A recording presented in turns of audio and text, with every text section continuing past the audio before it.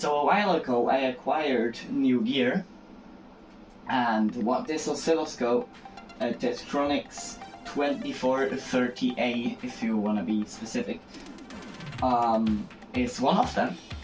And it works, as you can see. I can like do everything with it. I'm currently reading the handbook to see how it works, to actually find out how it works and how you use this thing, because it's a really smart oscilloscope. So it's not it's not one of like these dumb ones which are just pure analog. It's a digital oscilloscope, even though it looks really old, and it probably also is quite old. It is really smart, so you can actually do like a lot of fun shit, like, I don't know, have multiple channels display, or like add the channels together, like for example like the noise of channel 1 with like the 3D square wave of channel 2, move it around, and you can do fun stuff like that. But also I'm curious how it works, and also it has a really loud noisy fan in it, which lets me to believe in all those years which that oscilloscope would use, it probably piled up a lot of dust inside of it, and don't like that. So I want to open it up, I want to see what makes it tick, and I want to at the same time just clean it out a bit, and maybe explain it to you if I understand how it works. So let's get to it.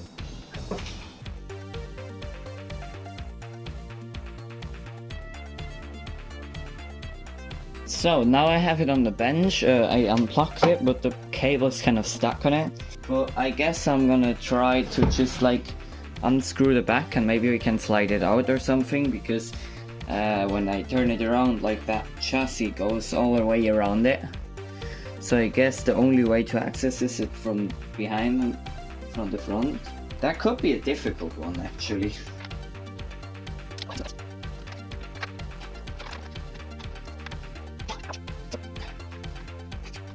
Oh fuck. So a nice small toolkit. It's not enough. I have a bigger.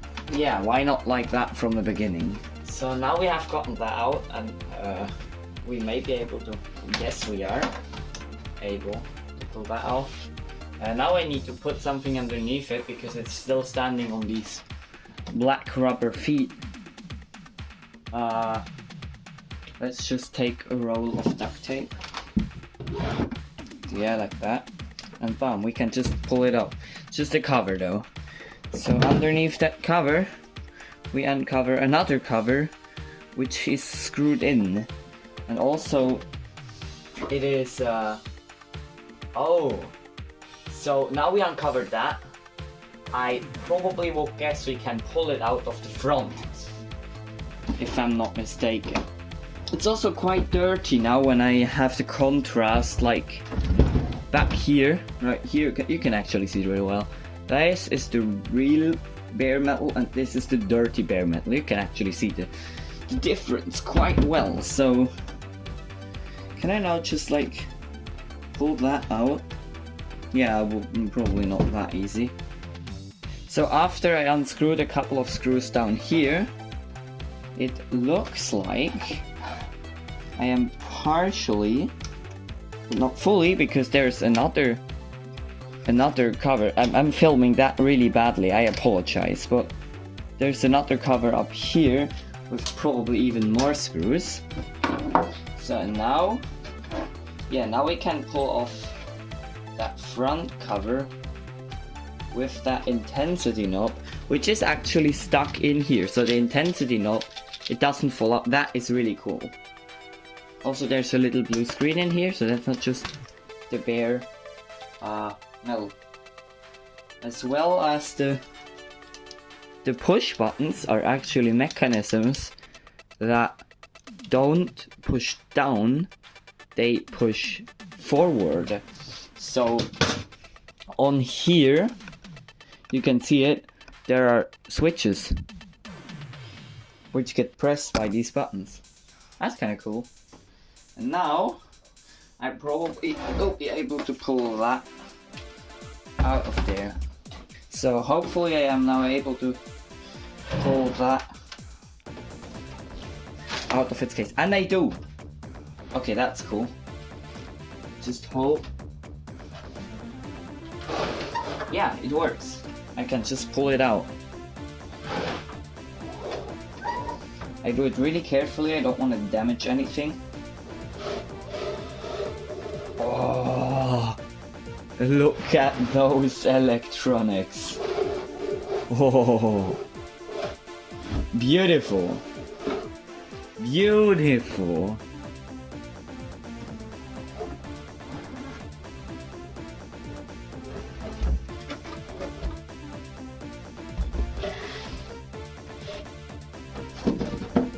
So we don't need that anymore. Ladies and gentlemen, this is gorgeous. Look at it, it's beautiful. There's so much going on here. Wow, holy shit. Let me try to find out what these chips all do. Like, not everyone. I'm way too lazy to actually, like, now when I see it, like, couple of while ago I thought like, okay, maybe I can pull off explaining how it roughly works, but I did not expect it to be that complicated and compact. Look at this, like, it's massive. It's literally massive. It's like a circuit board, another circuit board, a third circuit board. You can see more connectors down here connecting circuit boards. This is crazy, but you also can already see the filthy dust in here. So it's actually not bad that we open it and take it apart.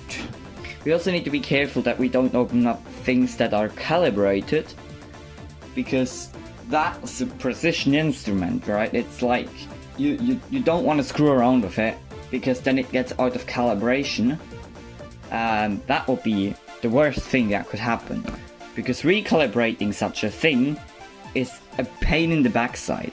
That's a Motorola MC103.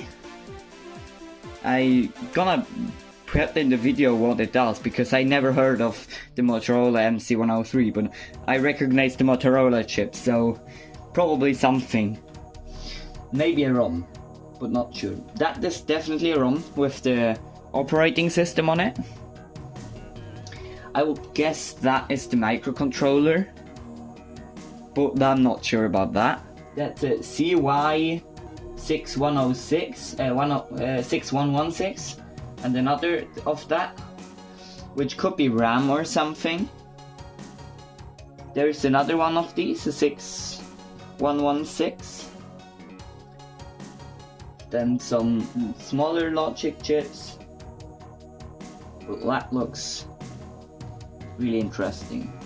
Now my question is, how do I get underneath of here? Like, it is so compacted and so like, but let's just turn it on this side and look what is here. So the inlets of the air are on this side and on the underside. Damn, look at this. There's like a big grounded cable going all through here. That is the power switch. So we actually don't have high voltage up front here. The switch is actually back here and then mechanical connected over this plastic piece. That is cool. Then we have the inputs, some grounded heat sinks, and these become fairly warm. Like, I have had it running for only a small while, and it became kind of like the air pushed out by the fan was really warm. Like, it does take up a lot of power probably, and also make a lot of heat. So I would guess underneath here, and I don't feel confident enough to unscrew anything of here. I don't want to destroy my gear. That would be the worst. Underneath here, I would guess there are amplifiers and detectors and shit like that. and I actually can see a lot of dust in here, which is interesting because I expected way more dust, because I am used to computers and computers are the dustiest shit ever. And the most interesting is probably inside of here, underneath these both circuit boards, sandwiched. But I don't know how to get there. So I'm now gonna take that, like, put it back together. Even though it could be a little bit disappointing for you that you didn't see anything. But I just don't feel comfortable enough to take apart such a precision instrument.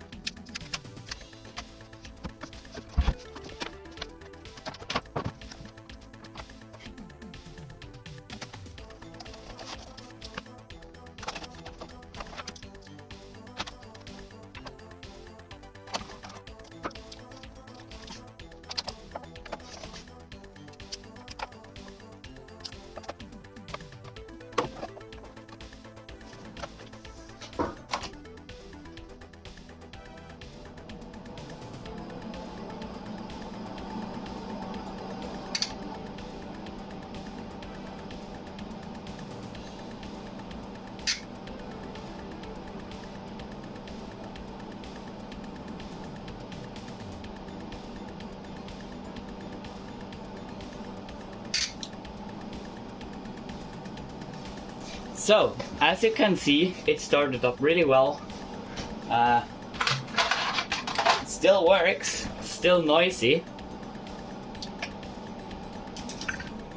And I already can feel the heat coming out. Like, it's not hot, but it's more warm than I expect it to be for it's running for now like 10 seconds. But as you can see, it still works very well. So now just run the calibration signal back into here that I can play around with it. So I've now hooked up the signal to here, and when I go play the music, so you can definitely see it flashes. So I can actually give it more signal. That's actually a really cool music visualization thing. Also, just that. That's kind of satisfying, isn't it? But I did kind of expect, but I also did not expect. I'm probably totally gonna get copyrighted off this music. It's just a random CD I have bought a couple of days ago. But damn, this is kind of cool. Maybe we can play around with it and get some bit more of it out. So let's go try that. So I've now hooked it up. I've gone to my studio setup and I've just hooked it up to XY to the stereo, like right and left. When I now pitch it, exactly, I now have a stereo image. And it's now actually stereo. That's now actually a stereo image. And that is what I wanted. And it looks amazing, doesn't it? That is really cool. Haha, that looks just really satisfying. I mean, it's such a dumb thing to play around with. Kinda satisfying though. So, that was my little expedition to explore my little new oscilloscope. And it's been a lot of fun. It's been a lot of fun to also maybe just watch it like that. Or I don't know, like multiply it to see only the difference between the stereo channels or add them to get an even bigger signal, or just to like get one. It's been really interesting and really fun to play around with, and if you liked what you've seen, please leave a like, and if you haven't already, please consider subscribe. It really helps out the channel. That's been all for me. Thank you so much for watching. Have a good one, and bye.